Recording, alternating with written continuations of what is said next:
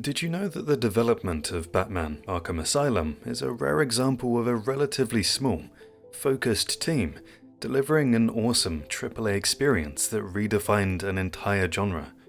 When Rocksteady Studios began working on the concept in May of 2007, they were a young, independent developer in London with only one title under their belt, Urban Chaos Riot Response, which was also one of my favourite games in the PS2 era. Anyways, the initial core team consisted of just 40 people. A remarkably lean crew for a project of such technical and narrative ambition. This small scale enabled a highly iterative and collaborative culture in which every team member had a direct impact on the game's identity. As production moved from the conceptual phase in May to full production in September 2007, the team gradually expanded to 60 people by the time the game was completed in 2009. This growth was strategic rather than explosive, maintaining the single-floor studio environment that the founders, Sefton Hill and Jamie Walker, favoured. Despite the modest headcount, the team used Unreal Engine 3 to punch above its weight, focusing on quality over quantity.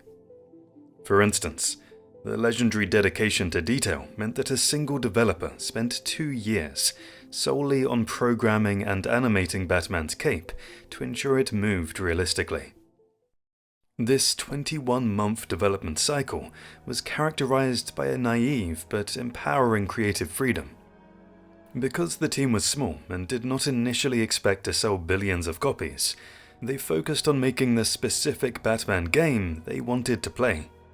This lean structure facilitated rapid prototyping, meaning that if a mechanic, such as the early rhythm-based combat, didn't work, the team could pivot quickly without the bureaucratic delays common in larger studios. By the time Arkham Asylum was released to critical acclaim in August of 2009, this 60-person team had set the Bat blueprint for all the superhero games that followed.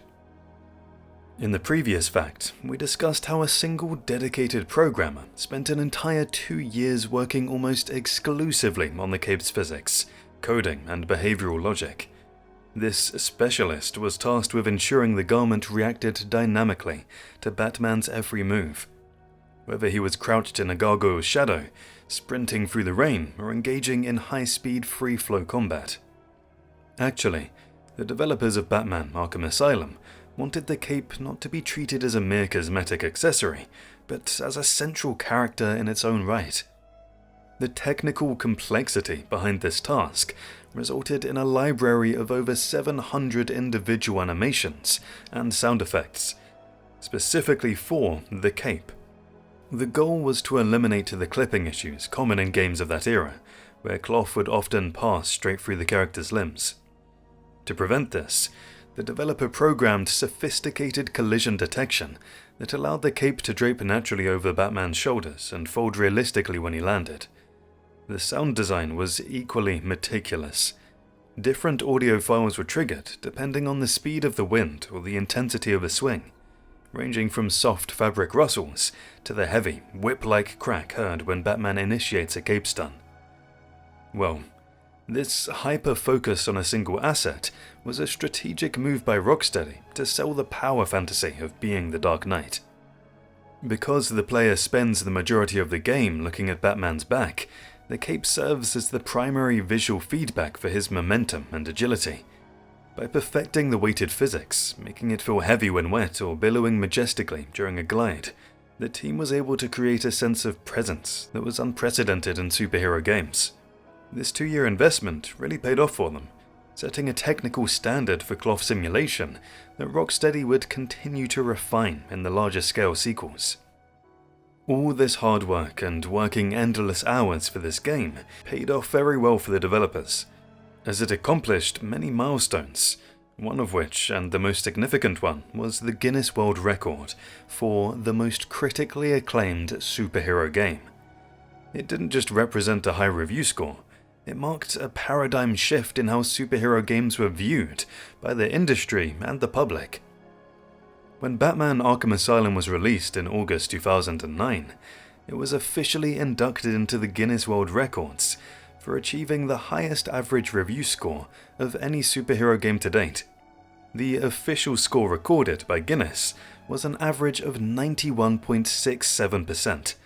This calculation was based on reviews from a multitude of global outlets, primarily aggregated through Metacritic, where it held a 91 on PS3, PC, and 92 on the Xbox 360, and the now defunct GameRankings. The record was officially awarded shortly after the game's launch, specifically around August 28, 2009, coinciding with its UK release. Gaz Deves, the gaming editor for Guinness World Records at the time, personally presented the award, stating that the game deserved its place in the book due to the overwhelming reaction of gaming experts who recognized it as a masterpiece of the genre. Well, before Arkham Asylum, the record holder was Marvel vs. Capcom 2, New Age of Heroes, specifically the Dreamcast version, which had held a formidable average score of 90% since its release in 2000. For nearly a decade, no other superhero game, including major titles based on Spider-Man, Superman, or the X-Men, had been able to break into the 90+ territory. Arkham Asylum successfully shattered what many called the superhero game curse. In this long-standing trend, games based on comic book licenses were often rushed, mediocre, or strictly for fans only. By providing a polished, high-production experience that appealed to hardcore gamers and casual fans alike, Rocksteady proved that a licensed superhero title could compete for Game of the Year alongside original IPs. While Arkham Asylum set the benchmark, it didn't hold the top spot forever. Its own sequel, Batman Arkham City, eventually surpassed it with a staggering Metascore of 94 on PlayStation 3 and 96 on Xbox 360, effectively breaking the record its predecessor had established. Furthermore, the franchise as a whole secured a second, broader record, the most critically acclaimed superhero video game series. As of recent updates in the Guinness World Records Gamers Edition, the core Arkham tetralogy, Asylum, City, Origins, and Night, holds an average rating of approximately 86.87, cementing its status as the gold standard for comic book adaptations. This record remains a point of pride for Rocksteady Studios, as it highlights a level of consistent quality that few other long-running franchises have maintained. And before we continue, please take a moment and subscribe to the channel. It helps us create more videos just like this one. Anyway, the secret room in Warden Quincy Sharp's office is arguably the most legendary Easter egg in the Arkham trilogy, because it went undiscovered by the community for nearly a year. Unlike every other secret in the game, this room is completely invisible to detective mode. There are no structural cracks, no highlighted orange bricks, and no Riddler clues pointing toward it. It was hidden so effectively that Rocksteady Studios eventually had to reveal its existence themselves during a Game Informer podcast, as they realized players might never find it otherwise. To find the room, you must travel to the Warden's office inside the Arkham Mansion. Once inside the main office space, the area where you originally rescued Quincy Sharp from Zaz, you must head toward the fireplace and the wooden desk. Just to the left of the fireplace, there's a plain, unremarkable brick wall. To breach it, you can't simply use one blast of explosive gel. You must apply several charges of gel to that specific section of the wall and detonate them simultaneously. Only then will the solid wall collapse, revealing a dark, narrow corridor leading into the hidden planning center. The room itself is a small, cramped office that serves as the war room for Quincy Sharp's future ambitions. The centerpiece of the room is a massive blueprint titled Arkham City and pinned to the wall. This map shows a sprawling expansion of the prison into the North Gotham slums, complete with a Tiger security cell and Quincy Sharp's personal stamp of approval. This was the first official confirmation of the sequel's setting and title, hidden in plain sight since the day the first game launched. Surrounding the blueprints are various pieces of concept art that depict the transition of Gotham's streets into a walled-off prison colony. Beyond being a teaser for the sequel, The room provides critical context for Quincy Sharp's character development.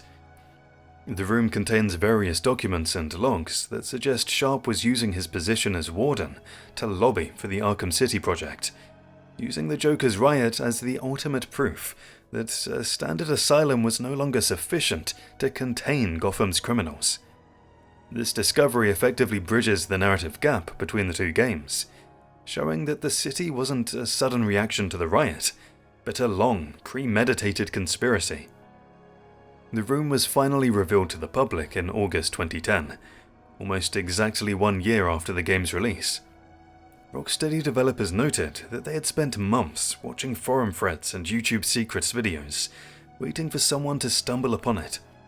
The fact that it stayed hidden for so long is a testament to the developers' commitment to true detective work. They wanted to see if players would think to test the environment beyond what the HUD told them. Today, the room stands as a reminder of a time when game secrets weren't always tied to trophies or achievements, but were buried deep for the sake of the lore. Talking about Easter eggs, the disappearance of Ra's al Ghul's body is one of the most chilling and lore-heavy Easter eggs in Batman Arkham Asylum. It serves as a masterclass in environmental storytelling, hinting at the supernatural resilience of the demon's head without a single line of dialogue. Located in a small morgue area within Dr. Penelope Young's office inside the Arkham Mansion, this secret requires a keen eye and a bit of backtracking to fully appreciate. Early in the game, specifically during the mission to track down Dr. Young's research, Batman enters the morgue. Among the various gurneys and body bags, one stands out if you look closely at the identifiers. One of the refrigerated drawers is slightly pulled out, where a body bag is laid out, bearing a toe tag clearly labelled Ra's al Ghul. At this stage of the game, the body is still present in the bag. You can see the distinct silhouette of a man. For comic fans, this was a massive Easter egg confirming that the leader of the League of Assassins had died before the events of the game and was being held at the asylum for study or storage. The real magic happens once you progress further into the story or return to the morgue after completing the main campaign. If you revisit that exact spot, you'll find that the body bag has been unzipped, the toe tag can be seen lying on the floor, and the gurney is empty. There are no signs of a struggle and no bloodstains, implying that Ra's simply woke up and walked out. This is a direct reference to the Lazarus Pits, the alchemical pools Ra's uses to cheat death. In the Arkhamverse lore, it's heavily implied that members of the League of Assassins, or perhaps even Quincy Sharp's guards, infiltrated the morgue to retrieve him or provide the means for his resurrection. Well, this wasn't just a throwaway nod for fans, it was a deliberate narrative breadcrumb left by Rocksteady. In the sequel, Batman Arkham City, it's revealed that Ra's al Ghul is the true power behind Protocol 10 and Hugo Strange. By showing his body disappearing in the first game, it was a clear nod to his survival. To make sure players didn't miss it, the Riddler included a challenge for this room. A riddle states, "It'll be a cold day in hell when this ghoul rises again." Solving this requires the player to scan either Ra's al Ghul's body or the empty gurney later on. This scan unlocks the character bio for Ra's, which details his history with the League of Assassins and his obsession with cleansing the world. It's one of the few riddles that changes visually based on your progress, rewarding players who pay attention to the morgue's occupants. There's one very spooky detail about this game that I noticed, and it's the whispers in the morgue. This shows the horror element of the game. This sequence occurs during your visit to the medical facility's morgue while searching for Dr. Young's research. It isn't just a random ambient sound, it's a meticulously scripted psychological trap designed to transition the player from the real world into the game's first scarecrow nightmare. The sequence begins the moment you step into the morgue. As you move towards the back of the room, the environmental audio shifts, replacing the hum of machinery with faint, overlapping whispers. If you stand still, these voices grow in volume and clarity, urgently repeating phrases like "get out of here" and "you shouldn't be here." When you enter the door you came in from, you loop back to the same place, but this time a little different. Once you're locked in the morgue, the atmosphere reaches its peak. 3 body bags appear on the central tables, and as you approach them, the atmosphere feels a little unsettling. The whispers stop, and some creepy music plays. In the English version, Thomas is voiced by Nolan North, who also voices Penguin in the later games, adding a layer of internal psychological conflict, while Martha is voiced by Tarsia Valenza.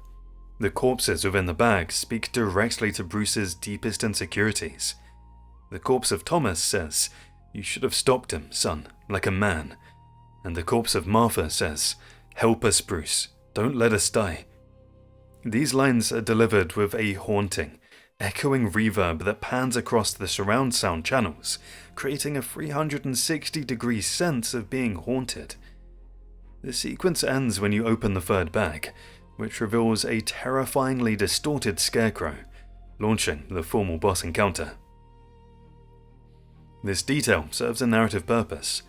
It confirms that Batman's primary fear isn't the Joker or the inmates, but his own perceived failure to protect his family. This ghostly whisper remains one of the most cited examples of Rocksteady's ability to use sound design to tell a story that the visuals alone cannot convey. The dynamic damage system in Batman Arkham Asylum was a revolutionary feature in 2009, serving as a visual clock for the game's narrative. While modern games often feature destructible clothing, Rocksteady's implementation was unique because it was entirely scripted to story progression rather than player performance. This ensured that every player, regardless of how perfectly they played, witnessed the physical toll that the Joker's one bad day took on the Dark Knight. By the end of the game, Batman looks less like a pristine superhero and more like a weary survivor of a literal war zone. The suit goes through several distinct texture swaps and mesh deformations, triggered by major boss encounters and plot milestones. In the beginning, Batman starts with a flawless, high-gloss grey and black suit. The cape is heavy and intact, providing a clean silhouette. After the grueling fight with Bane in the boiler room, the first major signs of damage appear. You'll notice small nicks in the cowl and the first few vertical tears at the hem of the cape. Following the encounters with Killer Croc and Poison Ivy, the damage accelerates. The cape begins to look shredded rather than just torn, with large triangular chunks missing from the bottom. By the time Batman reaches the visitor center for the finale, the chest emblem is scuffed, there are visible claw marks across the torso, and the cape has lost nearly a third of its original surface area. The detail isn't limited to just holes in the fabric. In Arkham Asylum, the damage is mostly surface-level texture swaps. When the suit is torn, you may see darkened textures. Furthermore, as Batman traverses the damp caves and the muddy grounds of the Botanical Gardens, there might be a temporary shader effect, which was upgraded to a dynamic grime system later in the series. From a technical standpoint, this was achieved by swapping the character model's mesh and textures at specific loading triggers, usually after a cutscene concludes. Because the damage was permanent for the duration of the story, there was no way to repair the suit in-game, which added a sense of stakes to the narrative. It is worth noting that if you play the challenge maps, you're often given the pristine suit or the armored suit if unlocked, as the dynamic damage is strictly tied to the single-player campaign's timeline. This feature was so popular that it became a staple of the series, evolving into the vastly more complex suit integrity system seen in Arkham Knight. Did you know that the inclusion of Jervis Tetch, better known as the Mad Hatter, was one of the most developed side stories that ultimately didn't make the final cut for Batman Arkham Asylum? Well, during the early stages of pre-production, the development team at Rocksteady envisioned a mission that would lean heavily into the surreal, Lewis Carroll-inspired horror that the character is known for. The centerpiece of this discarded sequence was a literal hedge maze, which was intended to be a dedicated environment located within the Botanical Gardens, or a separate so-called Wonderland wing of the mansion. The planned hedge maze was not just a simple navigational puzzle. It was designed as a mind control gauntlet. Concept art from the period suggests that Batman would have been lured into the maze under the guise of rescuing a white rabbit, likely a kidnapped guard or nurse. Once inside, the environment would have shifted dynamically, walls moving, paths disappearing, and the sky changing colors, similar to the reality warping effects seen in the Scarecrow sequences.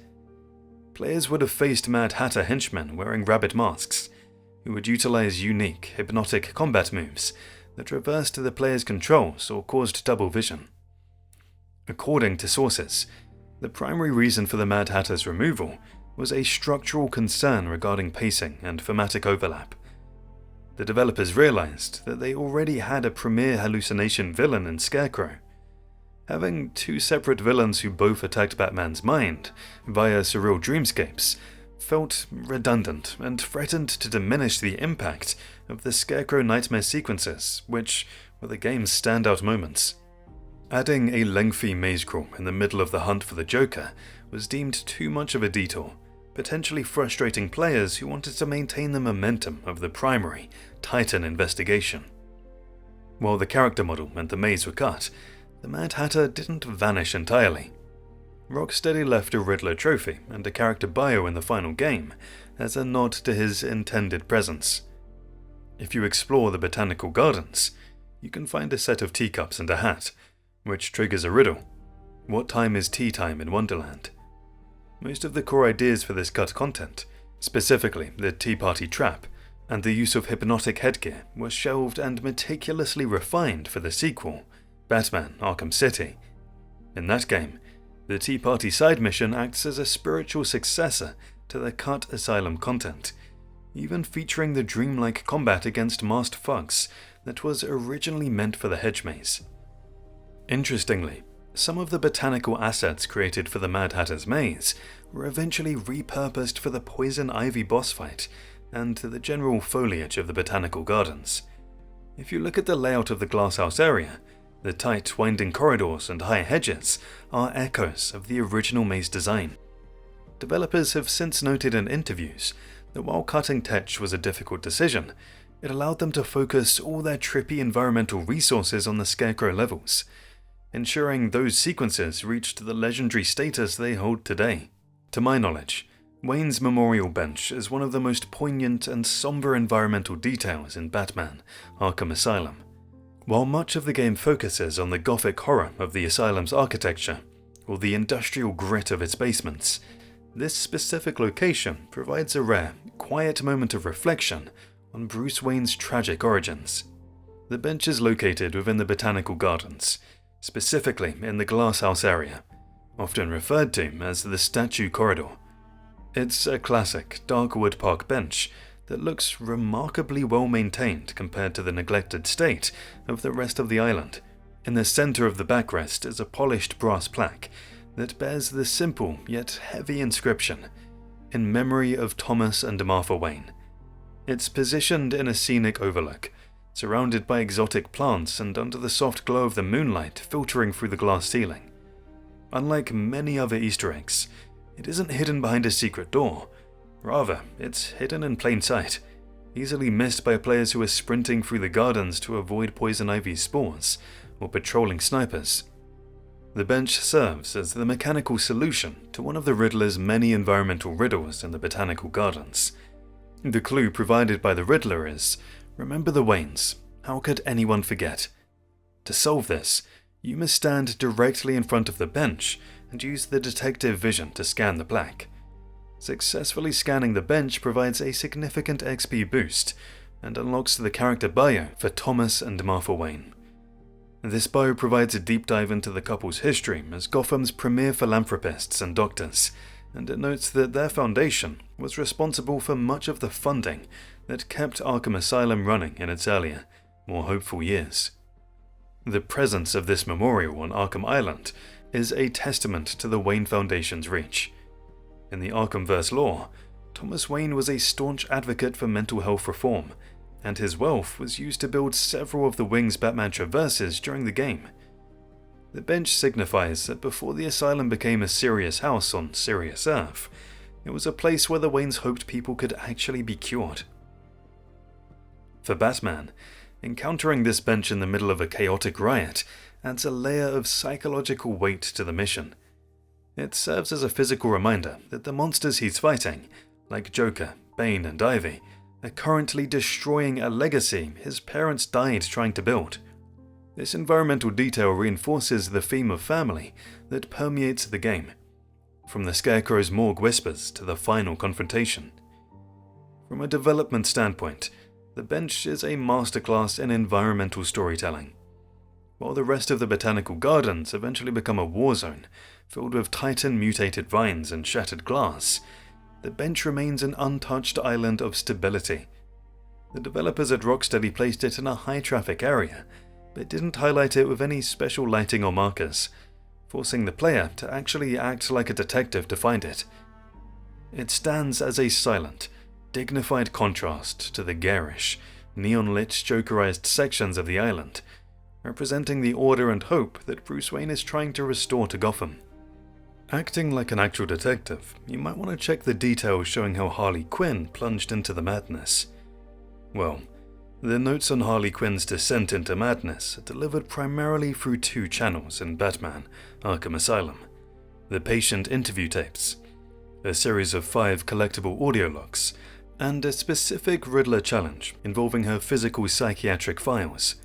Together, these details provide a chilling, step-by-step account of how Dr. Harleen Quinzel was manipulated and eventually consumed by the Joker's persona. The 5 tapes are scattered throughout the intensive treatment and medical facility areas.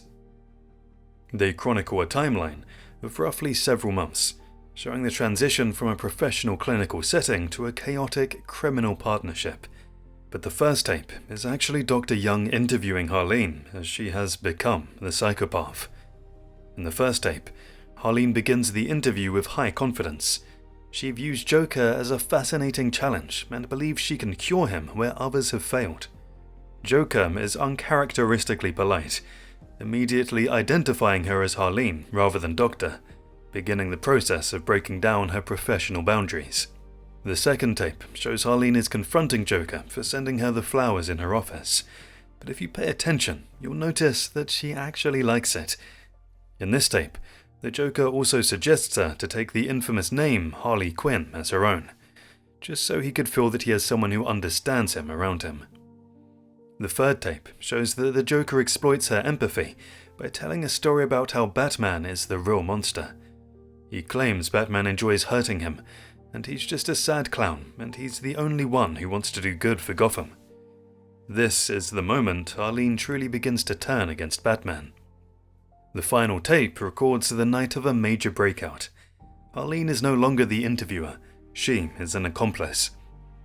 You hear the sounds of her attacking guards and laughing hysterically alongside the Joker. She has officially discarded her identity as Dr. Quinzel to become Harley Quinn. While the tapes provide the audio history, a physical representation of her work is found in her office. This is the site of a Riddler challenge that asks, was the doctor's diagnosis right or wrong? To solve this, players must look for a display containing Harley's hat and scan it, and it will instantly solve the riddle. These notes serve a dual purpose in the game's design. Mechanically, they provide a reason for the player to explore the dangerous corners of the medical facility. Narratively, they explain why Harley is so fiercely loyal to the Joker during the events of the game, even when he treats her poorly. They paint her not as a naturally evil person, but as a victim of extreme Stockholm syndrome and psychological grooming. This depth makes her eventual recognition of the Joker's Titan transformation at the end of the game even more impactful, as the player has heard exactly how much she sacrificed to be by his side. The appearance of Acito in Batman Arkham Asylum is one of the most tragic and deeply rooted Easter eggs in the game. While the boiler room is indeed the site of your brutal boss fight with Bane, the teddy bear itself is actually found in the experimental chamber within the medical facility.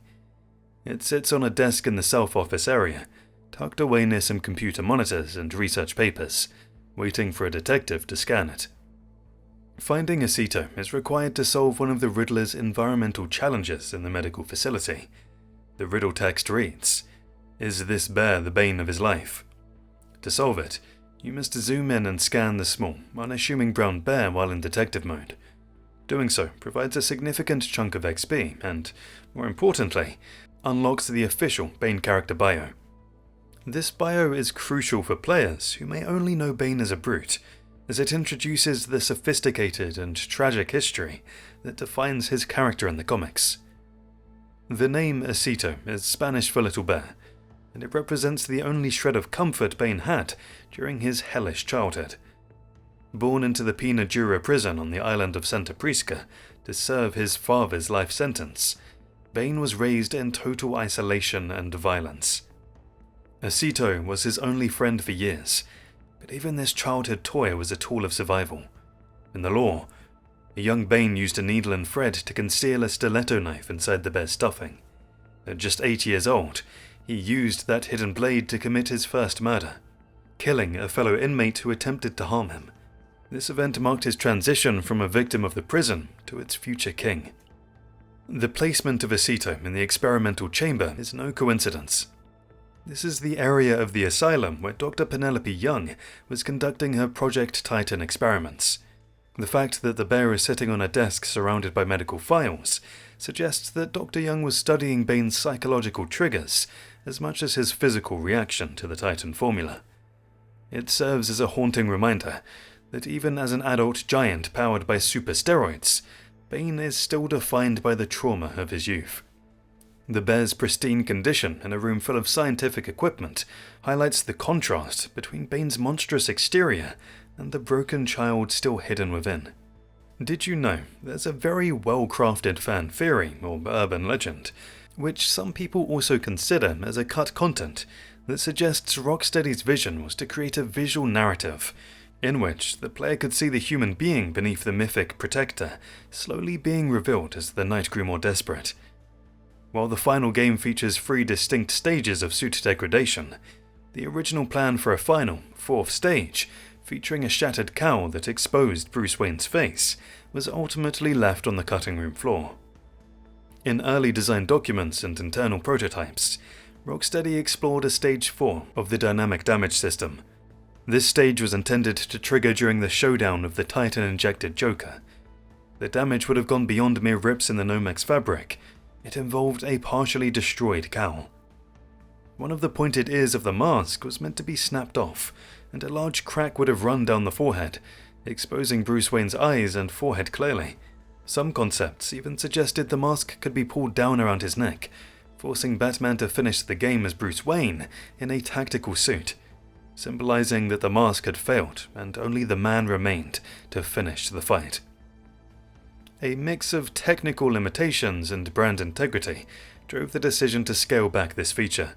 From a technical standpoint, exposing Bruce's face during gameplay posed a massive challenge for the facial animation system. In 2009, lip syncing and facial expressions were mostly reserved for high-fidelity cutscenes. Keeping the cowl mostly intact allowed the developers to use a static head model during combat and exploration, saving precious memory and processing power for the environment and the swarm engine used for the Joker's henchmen. Narratively, there was also a concern about the legend of Batman. DC Comics and the developers felt that having Batman run around a prison full of his greatest enemies without a mask would undermine the character's core identity. If a common thug could see Bruce Wayne's face, the terror Batman instilled would be lost. Consequently, they decided that the unmasked look should be reserved for the very final moments of the story, or kept as a purely cinematic beat, rather than a playable skin. While the fully unmasked model was cut, pieces of the idea survived in the final build.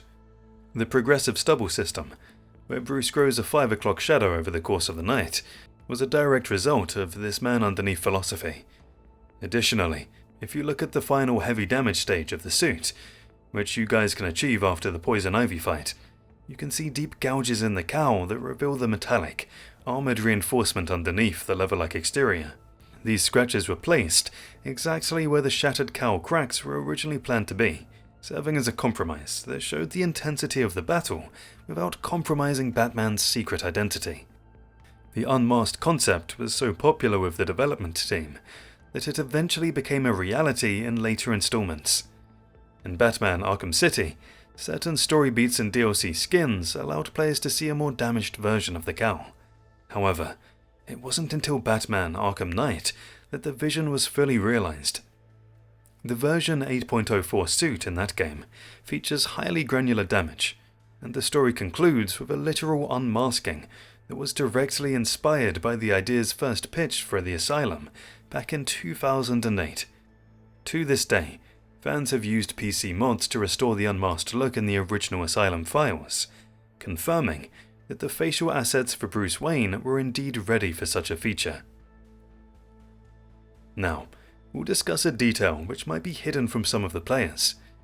During the 3 primary nightmare sequences in Batman Arkham Asylum, while the giant scarecrow model itself is a terrifying spectacle of scale, it's the persistent, mechanical tracking of his gaze that creates the feeling of being an ant under a magnifying glass. This detail was a deliberate choice by Rocksteady to ensure that the player never felt truly hidden, even when ducking behind cover in the 2D platforming sections. From a development standpoint, the giant scarecrow's eyes utilize a look-at constraint within Unreal Engine 3. While many older games used simple 2D sprites billboarding for eyes, Rocksteady used a more sophisticated system, where the pupils and irises are 3D assets that consistently update their rotation based on Batman's different coordinates. Because the Scarecrow model is so gargantuan, even a slight shift in Batman's position causes a visible, heavy rotation of the eyes. This tracking is omnipresent. Even if Batman is behind a wall or crouching in a shadow where Scarecrow cannot see him for gameplay purposes, the eye models are still technically locked onto his position, creating a fourth-wall-breaking sensation that the villain is aware of the player's every move. The eyes aren't just a visual flourish. They serve as the primary gameplay mechanic for the Nightmare Predator sections. The eyes project a literal vision cone that functions like a searchlight. If Batman enters the light of Scarecrow's gaze, the screen begins to turn a violent shade of orange and red, and a heartbeat audio cue ramps up in speed. If the player doesn't retreat to cover within a second, Scarecrow discovers Batman, leading to a unique death animation where the giant villain leans down and crushes the Dark Knight with his hand, or incinerates him with a burst of fear toxin-induced energy. This turned the traditional stealth of the Arkham games on its head, moving it from 3D shadows to a high-stakes, 2D line-of-sight challenge. As the nightmare sequences progress, the eyes themselves undergo a physical transformation. In the first nightmare in the morgue, the eyes are relatively clear, though glowing with a sickly yellow light. By the third nightmare, which begins with the fake game crash, the eyes are heavily bloodshot and veined. A hidden detail often missed is that if you use the zoom function during these sequences, you can see that the reflection in Scarecrow's giant eyes isn't a reflection of the dream world, his eyes glowing yellow orbs looking like lanterns. And FYI, the developers intended the eyes to trigger a specific type of paranoia. By making the eyes track the player with eerie precision, they effectively removed the player's safe space. In the standard game, Batman is the hunter, always watching him from the gargoyles. In the nightmare, the roles are entirely reversed. The eyes of Scarecrow occupy the top of the screen, mimicking the way a player usually looks down at their enemies. This shift in perspective, combined with the unblinking, predatory nature of the giant eyes, served to make the player feel as vulnerable as the common thugs Batman spends the rest of the game terrifying. While Sionis himself does not physically appear in the game, his presence is felt through his signature headgear, which is prominently displayed as a trophy of sorts within the high-security areas of the island. The mask is located deep within the Arkham Mansion, specifically mounted on the wall in Dr. Penelope Young's private office. Reaching this office is a mini-objective in itself. The main door is locked from the inside, forcing Batman to utilize the ventilation system. You must grapple with a vent in the north corridor, crawl through the shafts, and drop down directly onto the office. The mask is hanging on the wall in the northeast corner of the room, positioned right next to some of Dr. Young's research files and her wall safe. The mask is the solution to one of the Riddler's most clever puns in the Mansion District. The riddle clue is, how do you mask your feelings without losing control? To solve it, you must enter detective mode and zoom in on the mask until the scan completes. Solving this riddle provides a significant XP boost, and unlocks the Black Mask character bio. This bio is essential for understanding the Arkhamverse version of this character. detailing his obsession with masks and his deep-seated resentment towards Bruce Wayne, a rivalry that stems from their days as childhood acquaintances in Gotham's elite social circles. The mask in the display is the original wooden version carved by Sionis himself. According to the lore, Roman carved this mask from the ebony lid of his father's coffin after he burned down his family estate. In the comics and early game lore, this mask was eventually burned onto his face during a confrontation with Batman, turning his flesh into a permanent black skull. The version in Dr. Young's office is notably large. Some fans have jokingly pointed out that it appears much larger than a standard human head, and it features a high-gloss charcoal finish with jagged, hand-carved edges that emphasize Sionis' unstable mental state. Now, you might be thinking, why is it Dr. Young's office? Well, the presence of the mask in Dr. Young's office suggests that she was performing a psychological evaluation on Sionis before the events of the game. Dr. Young was obsessed with the Project Titan formula and often studied the strongest-willed or most obsessive inmates to see how they might handle the chemical's transformative properties. Keeping the mask in her office was likely part of her therapy or research into the link between Sionis' identity and his physical mask persona. It also serves to a subtle nod to the fact that Black Mask is one of the few villains who can successfully run a criminal empire, even from behind bars. There are also additional references to Sionis, like in the patient observation room, where you can find a newspaper clipping on a cabinet that mentions Roman Sionis' corporate downfall before he became a criminal. In several cells, you can find inmate drawings that depict a boy and a house on fire, which is a direct reference to Roman's origin story of killing his parents. These details collectively establish that while Joker is the primary threat of the night, Roman Sionis remains a looming, powerful force in Gotham's underworld, waiting for his chance to reclaim his mask. The Three Stooges Easter egg in Batman Arkham Asylum is a subtle audio reference delivered by the Joker over the asylum's public address system. The core of this secret is a specific line of dialogue where the Joker says, "Paging Dr. Howard, Dr. Fine, Dr. Howard," mimicking the distinctive intercom calls used by the comedy trio.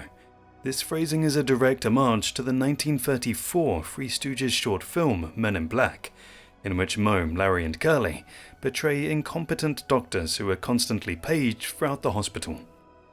In the game, this audio clip is not tied to a single fixed location, but is instead part of the Joker's randomized PA announcements that play as Batman traverses the island. However, many players have most frequently reported hearing it while heading toward the medical facility or while playing as Batman traverses the island. However, because the Joker's dialogue evolves as the story progresses, this specific line is typically heard during the earlier chapters of the campaign, while the Joker is still taunting Batman from the security control rooms. Beyond the audio clip, the reference highlights the game's broader design philosophy of grounding its world in classic pop culture and comic history.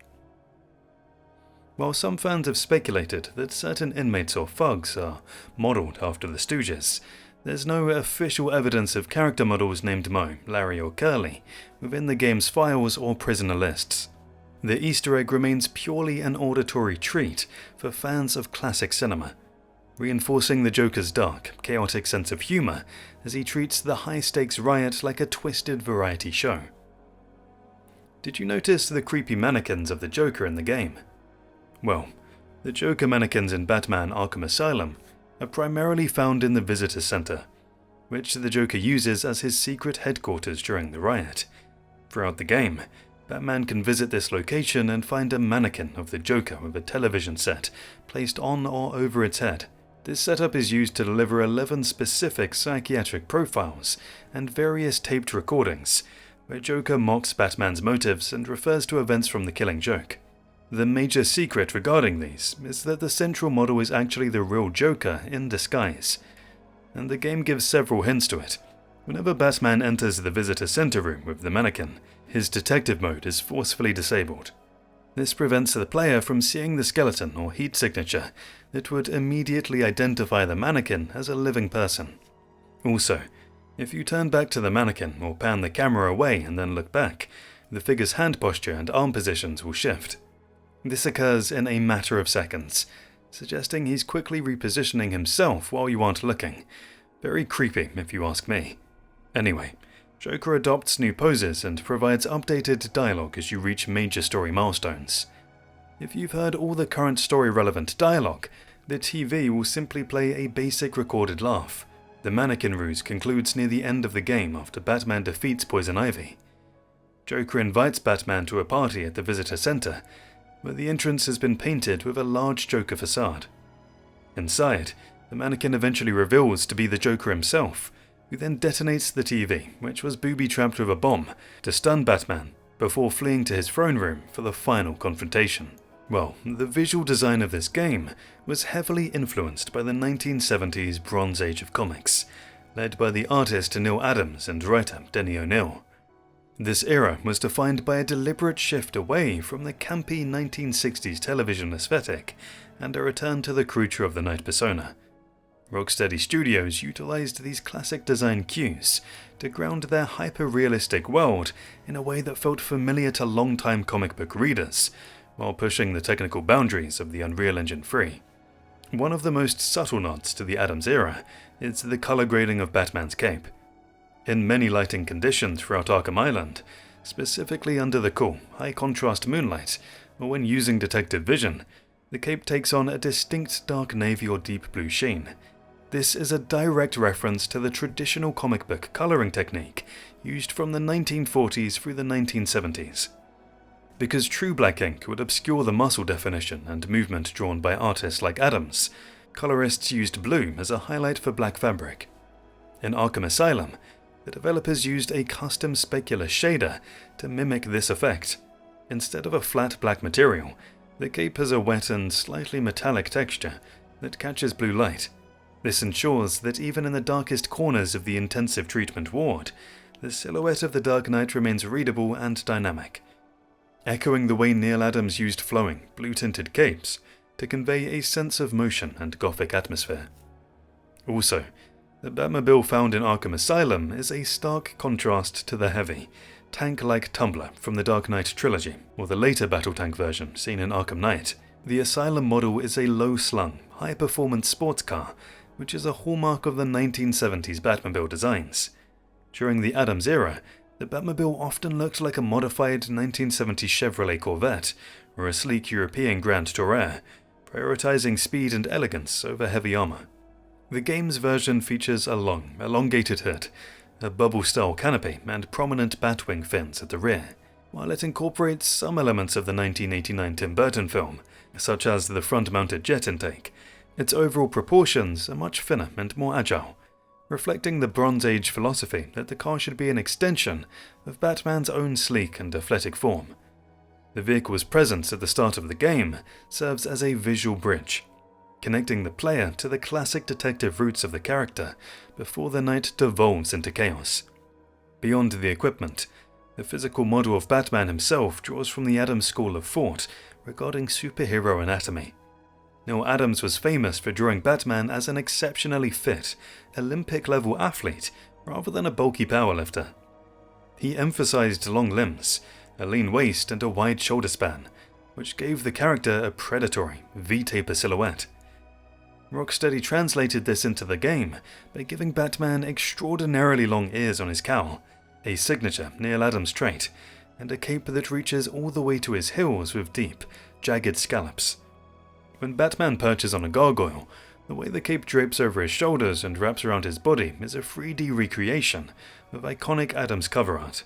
This design choice emphasizes Batman's agility and his ability to disappear into the shadows, a key gameplay pillar that separates the Arkham series from more traditional action brawlers. We also noticed a very small detail, which I'm sure most of you might have missed. In Batman Arkham Asylum, the ventriloquist Arnold Wesker and his puppet Scarface don't physically appear as active enemies, but they're featured for environmental storytelling and a notable cameo by the puppet itself. In the lore, Arnold Wesker was a timid orphan who suffered from deep emotional repression following the traumatic death of his parents. This repression eventually erupted into a violent outburst, leading to his incarceration at Blackgate Prison. While at Blackgate, Wesker encountered a puppet named Woody, which had been carved from the remains of the prison's gallows tree. Wesker murdered the man who carved the puppet, and began to believe that the dummy possessed its own independent, dominant personality named Scarface. Wesker suffers from a specialized case of multiple personality disorder, dissociative identity disorder, where he views himself as a reluctant lackey, forced to do the bidding of the sociopathic Scarface. In the Arkham universe lore, Dr. Penelope Young's psychological profile notes that it is nearly impossible to question Wesker due to constant interruptions from the puppet. A distinct trait of this version is Wesker's inability to pronounce the letter B while throwing the voice, leading Scarface to refer to his nemesis as Gatman. In the game, Scarface can be found on display in a glass case within Quincy Sharp's office. Scanning the puppet solves the Riddler challenge. Isn't the warden too old for a puppet show? Wesker's trademark Thompson submachine gun is found mounted on a wall in the penitentiary. Scanning this weapon solves a separate riddle related to the ventriloquist. Later in the game, the Joker is seen manipulating a version of the Scarface puppet, even carving a Glasgow smile onto it. The Joker uses the puppet to mock Batman, and later has a fictitious argument with it, eventually throwing it to the ground in frustration and promising to send it back to Wesker. Did you know that in Batman Arkham Asylum, you can find Thomas Elliot, aka Hush, Easter egg, and it's a subtle but significant piece of world building that foreshadows his eventual major roles in the sequels, Arkham City and Arkham Knight. While he doesn't physically appear in the first game, his presence is firmly established for a specific environmental riddle located in the medical facility. To find this secret, you must navigate to the surgery room within the medical facility after rescuing Dr. Adrian Chen. Once the room is cleared, you can grapple up to the second-level balcony where the Joker's henchmen were previously positioned to ambush you. On this upper level, you'll find a dry erase whiteboard featuring the night shift schedule for the Arkham staff. Prominently listed among the names on this board are Thomas Elliot. Scanning this board completes the Riddler challenge. Shh! Rumors persist that Tommy Elliot operates in Arkham. Can it be true? Successfully scanning the board not only clears the riddle, but also unlocks the character bio for Hush, providing players with their first official look at the character's backstory within the Arkhamverse. Now diving into the character lore, we found that Thomas, or Tommy Elliot's lore in the Arkham series, is deeply tied to his childhood friendship with Bruce Wayne. Both were heirs to massive Gotham fortunes, but while Bruce was a moral child, Tommy was a budding sociopath. Driven by greed, Tommy attempted to kill his parents by severing the brake lines of their car to inherit their wealth early. His father died, but his mother was saved by the expert surgical skills of Dr. Thomas Wayne, Bruce's father. Tommy grew to loathe the Wayne family, resenting Bruce for lucking out and getting his inheritance immediately after his parents were murdered, while Tommy was stuck caring for his mother for years. This obsession fueled his medical career. He became a world-class neurosurgeon to better understand how to dismantle Bruce's life. The Easter egg in Arkham Asylum serves as more than just a nod. It establishes that Tommy Elliot was working at the asylum as a legitimate doctor before the riot. This placement allowed him to secretly conduct illegal medical experiments, which Batman later notes as a blind spot in his initial investigation. This sets the stage for his reappearance in Arkham City, where he revealed he'd been harvesting facial tissue from inmates to surgically reconstruct his own face to look identical to Bruce Wayne's, a plot that eventually comes to a head in the final game of the trilogy. A deep dive into the game's details tells us that the mysterious inmate refers to a specific, unique NPC named Luke Oliver. Unlike the standard generic character models used for the hundreds of lunatics and Blackgate's inmates roaming around the island, Luke Oliver is a high-fidelity model based on a real person who won a 2008 Be a Batman Villain contest held by Rocksteady Studios and DC Comics. The contest allowed the winner to have their likeness rendered and placed permanently in the game as an inhabitant of the asylum. You can find Luke Oliver in the Arkham Penitentiary, specifically within the security control room area. He's locked inside a high-security cell directly across from the room where you will eventually find Clayface disguised as Commissioner Gordon or Sharp. He's pretty different from the rest of the inmates. He doesn't behave like the aggressive lunatic enemies that jump on Batman's back. Instead, he spends his time pacing slowly in circles or standing still while muttering incoherently to himself. He wears a standard Arkham straitjacket, but his model is notably more detailed and normal looking compared to the stylized, monstrous features of other inmates. A common observation among fans is that he appears to be missing an arm while in his straitjacket. However, scanning him in detective mode reveals that both arms are present, with one simply tucked tightly against his chest inside the garment. While he's not the subject of a specific Riddler trophy, his presence is acknowledged in other hidden lore pieces within the game. Toward the end of the game, Batman intercepts a party list from the Joker. Luke Oliver's name is explicitly written on the list, often appearing near the bottom next to a hand-drawn smiling face. Many players mistakenly try to scan him to solve the nearby riddle. A top hat and tails is the only dress code for this party in the North. However, Luke has nothing to do with this. That riddle is solved by scanning a poster of the Penguin located in a different office. In the sequel, Arkham City, Luke Oliver's fate is touched upon through the Riddler's patient interview tapes. It's implied that he was among the inmates transferred to the new walled city, and may have become a victim of Hugo Strange's brutal Protocol 10 experiments. One of the most talked about Easter eggs in Batman Arkham Asylum was the Injustice Gang, found within a specific piece of environmental clutter. While the game primarily focuses on Batman's rogues gallery within the asylum, this reference serves as one of the first indicators that a wider DC universe, including the Justice League, exists in the Arkhamverse. The reference is found in Harley Quinn's office, also her former psychiatric office, located within the medical facility. Inside this room, which is filled with items reflecting her obsession with the Joker, there's a magazine lying on a surface, often identified as a copy of Gotham magazine. The cover features the Joker's face prominently, but it also contains several headlines or snippets of news stories. One of these headlines explicitly mentions Commissioner Gordon locating the second Injustice Gang hideout.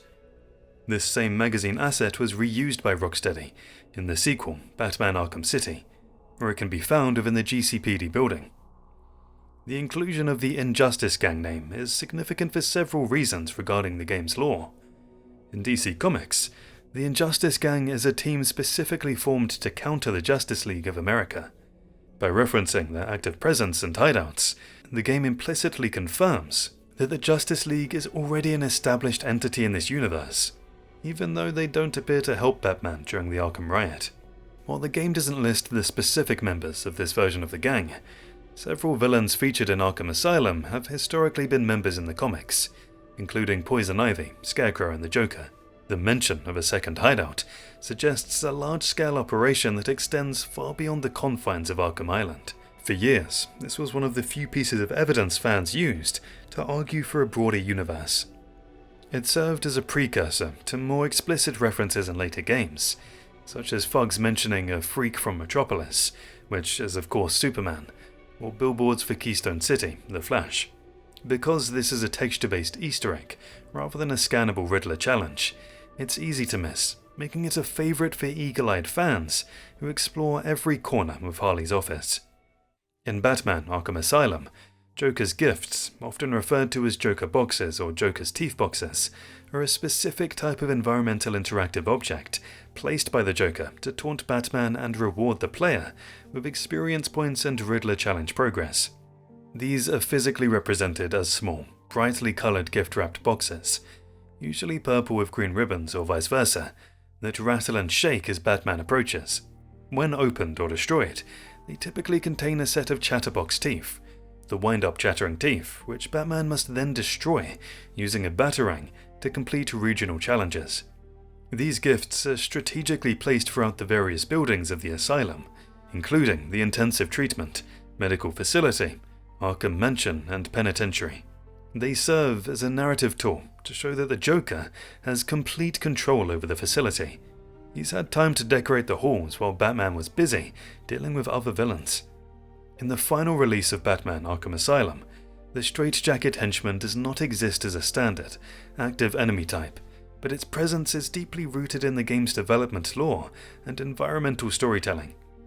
While many players mistake the feral Arkham lunatics for straitjacket henchmen due to their restrictive medical gear, the actual straitjacket henchman was a distinct character model that was scrapped before the game's launch. The straitjacket henchman was originally intended to be a unique variant of Joker's gang. Early concept art and game files suggest they were designed to behave similarly to the Arkham lunatics, acting as fast, unpredictable attackers. Though they were removed from active gameplay, Rocksteady Studios included a morbid reference to them as an Easter egg for fans to find. In the medical facility, specifically the sanatorium, players can find a severed head belonging to this deleted henchman preserved inside a glass jar. This same jar makes a recurring appearance throughout the Arkham trilogy, being spotted later in the Sionis steel mill in Arkham Origins, and eventually ending up in one of Penguin's weapons caches in Arkham Knight. This indicates that while the enemy was never fought, they remain a canonical part of the Arkham universe's dark history. The enemies most frequently associated with the straitjacket look in the actual game are the Arkham lunatics. These are not traditional henchmen, but are the most deranged and physically mutilated patients of the asylum. According to the lore established in the game and expanded in Arkham City, these individuals were failed patients from Quincy Sharp's regime who were subjected to horrific experiments by Hugo Strange. Strange used Mad Hatter's technology to attempt behavioral control, which ultimately lobotomized them and turned them into feral, animalistic shadows of their former selves. And that's it. If you like this one, I bet you're gonna love the other Batman videos we have on the channel. Like this 2 hours of Batman Origins Facts video that's on your screen right now. Click it and I'll see you there.